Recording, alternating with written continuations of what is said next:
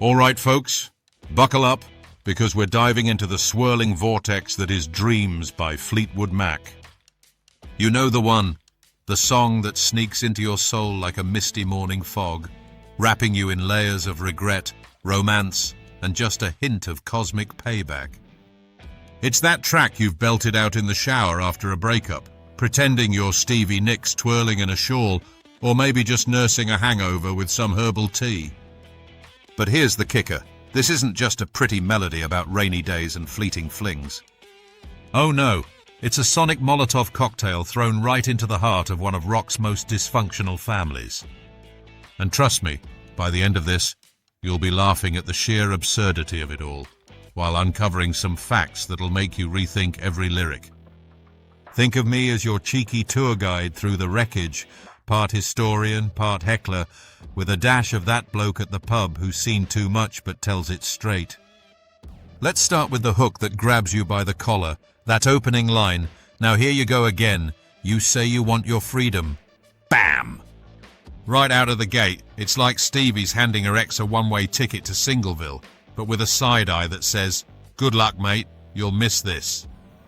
And who was that ex? None other than Lindsey Buckingham, her bandmate and longtime lover, whose relationship with Stevie was crumbling faster than a vegan biscuit in the rain. But we'll get to the juicy bits. First, why does this song hit like a velvet hammer? It's universal, innit? We've all been there, heartbroken, philosophical, staring out a window while thunder rumbles like your stomach after a dodgy curry. Dreams taps into that raw, visceral ache, the kind where loneliness feels like a heartbeat pounding in your skull. Sensory overload, the patter of rain, the echo of lost love, the sting of betrayal. It's like Fleetwood Mac bottled up a storm and let it loose on vinyl. Now, picture this mini cliffhanger. What if I told you this masterpiece was scribbled in a funk icon's bedroom, amid a haze of band breakups and enough cocaine to fuel a small nation? Hold that thought. We're heading back to 1976, when Fleetwood Mac was holed up in Sausalito, California, recording what would become the album Rumours. The spark for Dreams? Stevie Nicks, fed up with the studio drama, wanders off to Sly Stone's private lair at the record plant. Yeah, that's Sly Stone, the Family Stone guy, master of funk. His setup? A dimly lit room with a massive round bed, mirrors on the ceiling, black velvet walls, and a vibe that screamed 70s excess. Stevie hauls in her Fender Rhodes electric piano, plops down, and in about 10 minutes, yes, you heard that right, quicker than boiling pasta, she bangs out Dreams. No fuss, no revisions, just pure, unfiltered emotion pouring out like a leaky faucet. Why so fast? Well, Stevie's relationship with Lindsey was imploding in real time. They'd been together for 8 years, from their pre-Mac days in Buckingham Nicks. But fame, egos, and let's be honest, the rock star lifestyle turned it toxic. She later said it was her way of saying, "Fine, go be free, but you'll regret it." Enter the lyrics. Well, who am I to keep you down? That's Stevie being all magnanimous on the surface, but underneath? A sly jab like, "Yeah, fly away, butterfly, but don't come crying when the net closes." Then comes, "It's only right that you should play the way you feel it." Play, get it? Double meaning, folks. Lindsey was a player in every sense. Guitar wizard and allegedly a bit of a ladies' man. Stevie threads in this punny wordplay throughout, turning heartbreak into high art. But listen carefully, as the song urges, to that next bit. But listen carefully to the sound of your loneliness, like a heartbeat drives you mad. Visceral, right? You can feel it, the thump-thump of isolation in the dead of night, memories flooding back like a bad acid trip. Stevie drew from her own stillness, those quiet moments remembering what you had and what you lost. Obscure trivia alert. Stevie was influenced by Native American law here. She once explained that, "When the rain washes you clean, you'll know," ties into an old custom where rain after someone's death sets their spirit free. Cleansing, rebirth, all that mystical jazz. But in context, it's Stevie forecasting Lindsey's future regret, like a psychic with a grudge. And thunder only happens when it's raining? Pure metaphor gold. Storms of passion only brew in turmoil. Relationships thrive on drama, but when the clouds clear, so does the illusion. What if scenario for a laugh? Imagine if Stevie had written this in a McDonald's instead. Thunder only happens when you're supersizing. Nah, the funk bedroom magic was key. And here's a self-roasting aside. If I was Stevie, I'd have added a line about Sly's mirrors. In the reflection, you'll see what a twat you've been. But hey, she's classier than that. Fast forward to the album Shenanigans. Rumours wasn't just recorded, it was forged in the fires of hellish interpersonal chaos. Picture the band. Stevie and Lindsay sniping at each other like divorced parents at a kid's birthday. John and Christine McVie? Actually divorced mid-recording, with Christine penning "You Make Loving Fun" about her new fling with the lighting guy. Talk about a plot twist. Mick Fleetwood?